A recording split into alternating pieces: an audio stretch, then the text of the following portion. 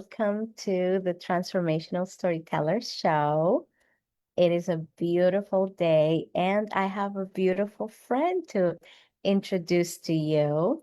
And she's going to give you so many powerful nuggets. Hi, Sharmeen.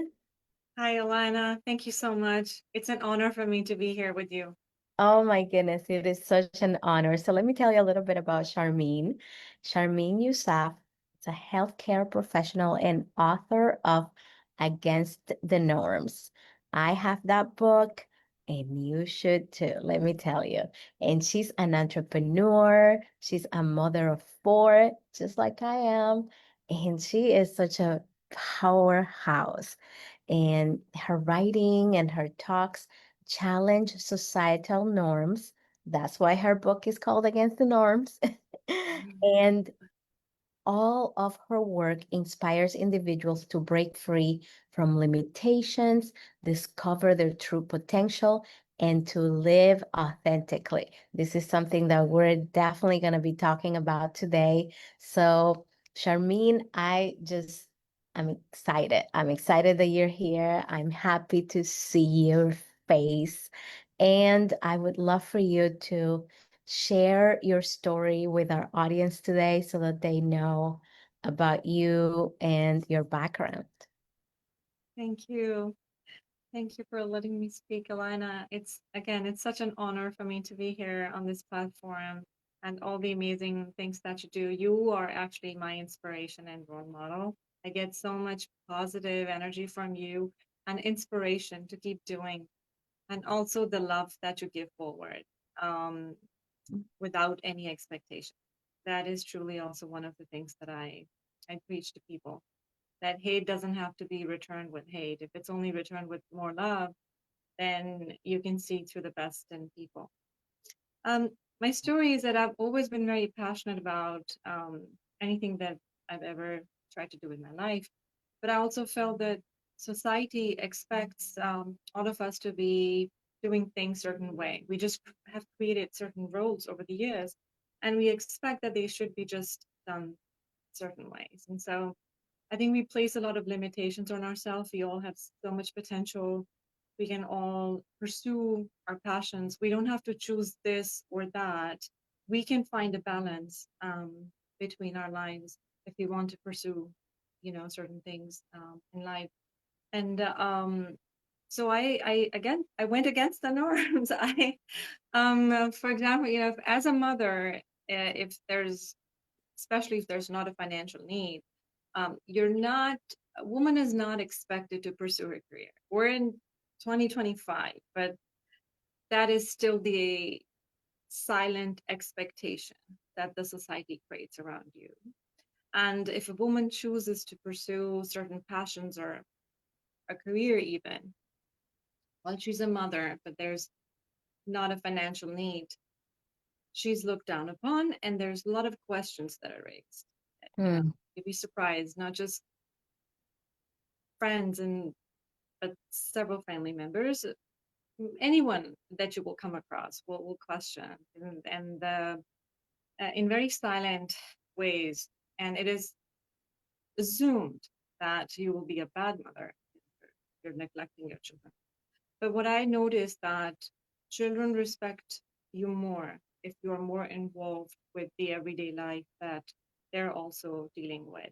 So pursuing education at a time when I already had three kids at the time when I started school, um, and had a very busy lifestyle. I'm very happy and a healthy lifestyle. They were, but I still wanted to go back to school. I wanted to learn more. And I faced a lot of challenges at the time, but what I found that my children actually truly participated. They were the ones who actually supported me more than anyone. They were actually happy about me going to school. We found out the times that work for both of us, right? And first I thought, okay, if I start going to school, my husband's very, very busy, with his own work and the nature of his business. So who's going to be able to support me? With pick and drops, the kids have soccer and all those things. But as I decided that no, this is one thing that I'm going to pursue, and I will figure the rest out around it. I'll find ways.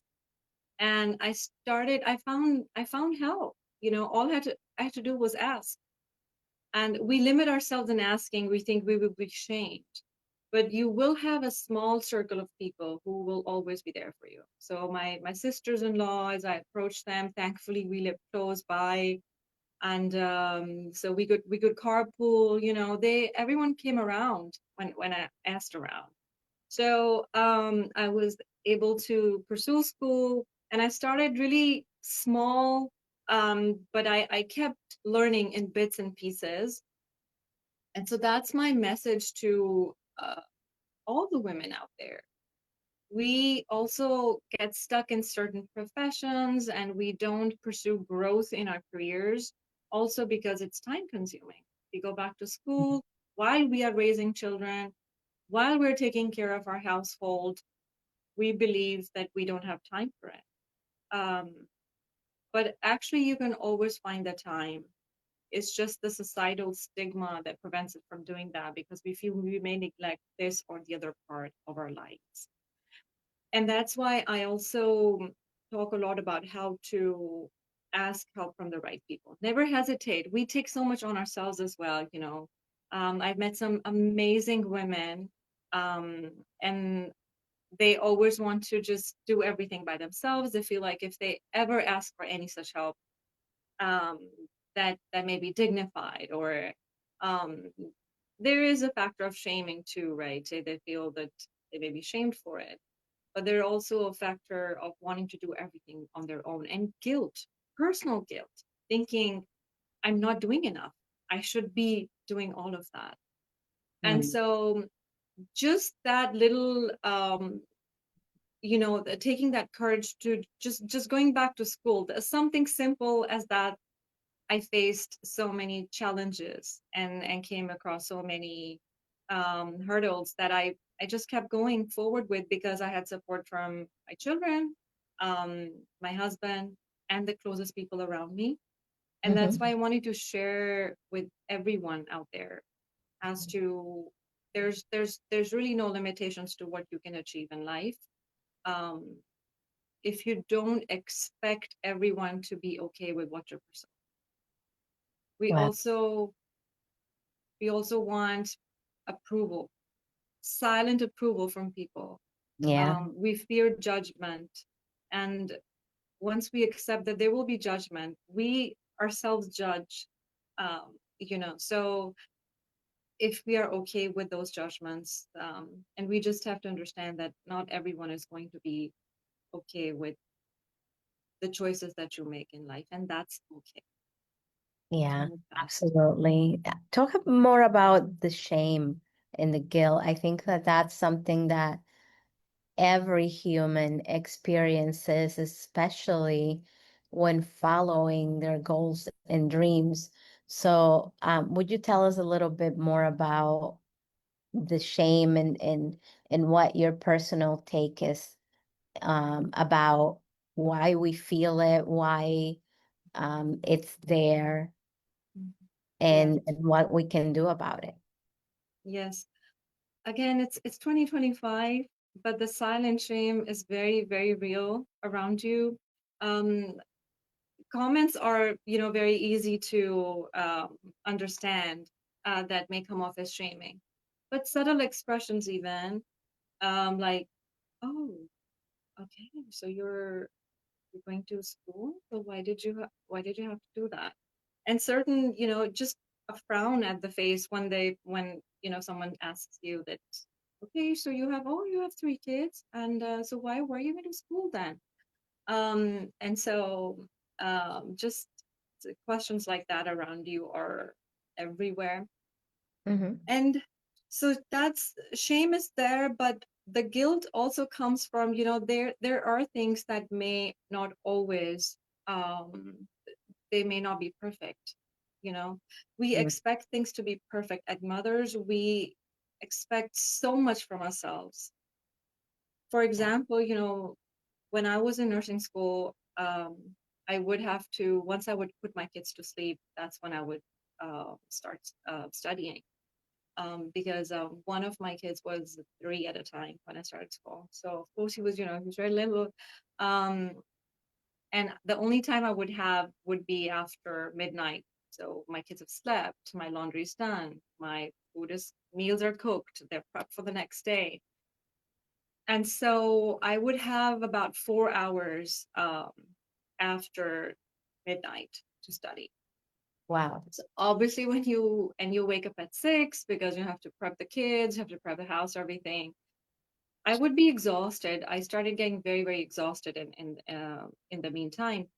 And there were times when one of my older kids, because I'd be focused on the little ones. So one of my older kids, well, he was a teenager at the time.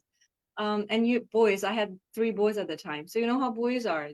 He ended up going to school with mismatched socks one day. There have been times when I failed to pack lunch for one of them. Mhm. And I cannot forget that day still to this date. That the amount of guilt I felt about that, even though I called school, I paid for lunch or whatever, but um, I knew he didn't like that food, and I could not eat for a full good week after Wow. that, sick to my stomach that had happened. But pursuing goals is also not easy. That's what I want everyone to understand, that um but it's about finding productivity in your life, Mhm. what means to you, what is meaningful for you. You don't have to give up your meaning and purpose in life because you feel you just have so many responsibilities. There always should be something that brings you purpose. It could be a simple thing as a hobby. Yeah. And that's where the guilt creeps up. Because if you're ever doing anything for your own self, as little as going out for a girl's lunch, but you know that you might be late to pick up your kids from school, and instantly the mother's guilt creeps on. So when someone, a friend or family member, is also questioning your motives behind going to school or pursuing anything outside of a normal daily life that will take your time away from your children, know that a mother has enough guilt on her own. Yeah. So that, to add to it, um, is the reason why people give up, is why women give up, and they Mm, will not go a single step further outside of their comfort zone. So because it's a daily battle. yeah. Even in school, when I was in school, a lot of the students that were studying with me were very young. I was one of the oldest ones pursuing nursing school at the time. Yeah. And so you can get, even they would raise eyebrows at you. So what are you doing here and Mhm. why? And so you get that everywhere uh, in life. So that's some of the parts. The shaming part comes in all forms and faces. Like I said, it could be a frown, it could be, and the other part that I talked about is how women are very sensitive to Mhm. stepping away from any responsibility that the society expects from them. So they're Yeah. already very sensitive. And if you even raise an eyebrow at it, that adds so much um, guilt uh, Hmm. to her. Yeah. Well, I love that awareness. And, with that, because, this is a storyteller show, I want to ask you, you share your story so openly and share about the guilt and the shame. Why do you feel it's important to tell our stories? Why do you tell your story? Yes, thank you for that question, Elena. Again, the very reason that the simple thing as I wanted to pursue education, I wanted to grow, I wanted to have my bachelor's and my master's, just to want to pursue that while I was a mother. Yeah. I was shamed for it every step of the way. And the amount of guilt that added on to me, and how I fought that battle with myself. But at the end of the day, when I would come home with passing a test with great, results, and share that joy with my children and sit on the same table while we all do our homework, Yeah. those little meaningful moments were just so joyous for me. Yeah. I became a better part. I became a friend with my children, that we were equals in a way. Yeah. And they felt the same. So I I couldn't figure out where the gap was, where the disconnect was. Like, because I'm shamed for neglecting my children, but my children are extremely supportive and happy about everything that I'm doing. Yeah. It's allowing me to be a better mother, but I'm being shamed to be a bad mother.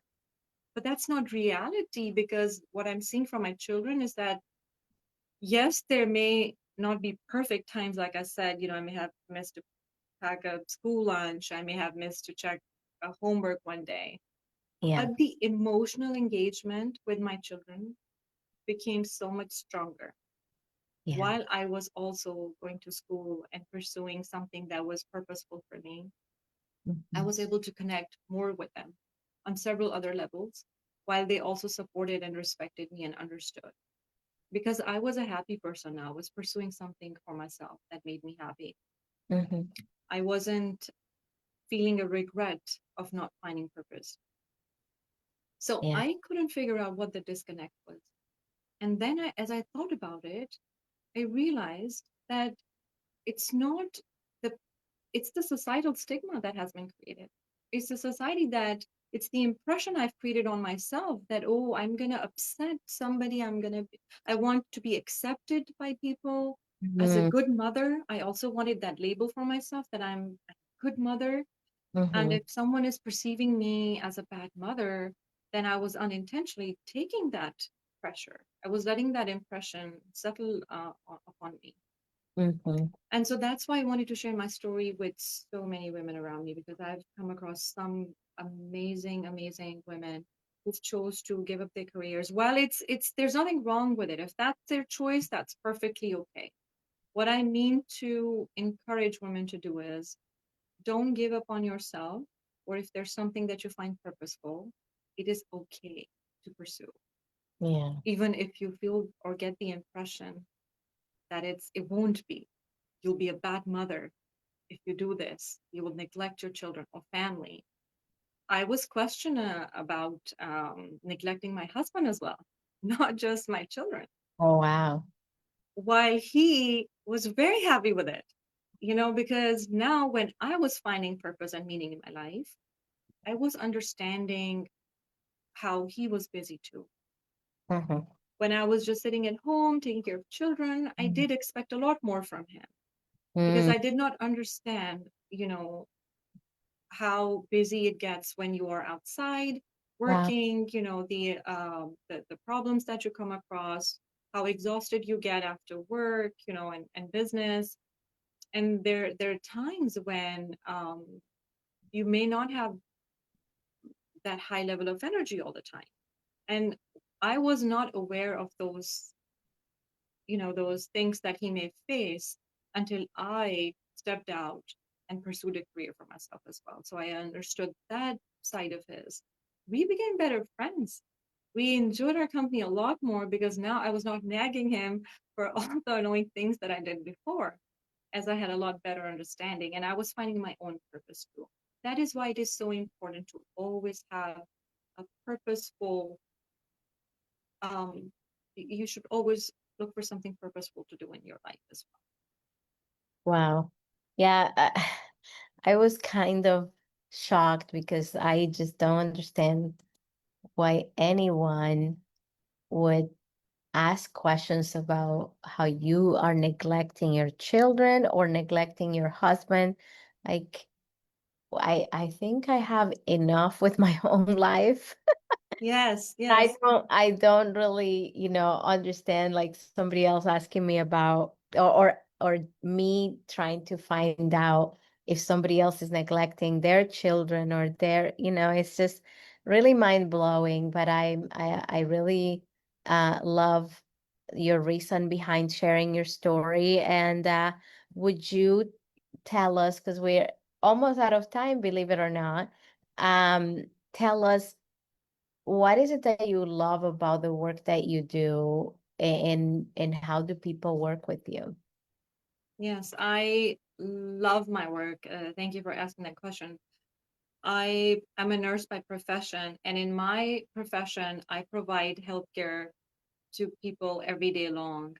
And providing that emotional support when they are trusting me with their lives, with my knowledge and my expertise, so many times it's the emotional connection, more than my knowledge and expertise. If I've not been able to build that connection and trust with my patients, then my expertise is just meaningless. And so building those relationships and trust and finding that they fully trusted me for providing care to them is the most meaningful thing I've ever experienced in my life. I've taken care of people with advanced cardiovascular disease Mm, and often at end stage heart failure, and where when they're at the end of their lives, they go through so much emotional um, trauma and depression, knowing that they're slowly digressing in their conditions. To be able to provide them emotional support has been the most meaningful part, more than my clinical knowledge, more than my clinical expertise. And yeah, I go home every day so fulfilled, with so much strength, um, that I'm able to see through these people and the bonds that I build with my patients, yeah, that's that it amazing. makes my life very meaningful. Yes, absolutely. Well, thank you for the work that you do. That is just so incredible. And to see the journey that brought you there. I am also a lifelong learner. I'm always in school. And Yes, I'm yes. always thinking about what I need to learn and focusing on my purpose as well as a mother. So I definitely can relate to your story. And thank you for inspiring us. And what is your call to action? What is one thing that everybody can do today so that we can, um, basically do what you're doing and follow in your footsteps? Ask yourself that questions right now. What is that fire inside you that has been sitting and you haven't lit it yet? Just go for it, and you will find the right people and your children. When you pursue that fire and passion in your heart, your children will see that fire and passion in your life, within your soul, and they will come right with you. They will pursue their fire and their passion if you show them that it's perfectly okay to go for what you want in life. That's amazing. Well, thank you so much, my darling. Charmeen's information is going to be in the show notes. You can follow her at Mina Author. It's MEEN AUTHOR. And you can also visit MEENauthor.com. And that will be in the show notes so that you can catch the spelling. But I am just so grateful for your time, for your wisdom, for your courage, and for everything that you do in the world. Thank you so much, Elena. It was a pleasure to be here. Yay. Well, thank you everyone for tuning in. I love you and I can't wait to see you next week in the Transformational Storyteller Show. Bye. Bye. Thank you.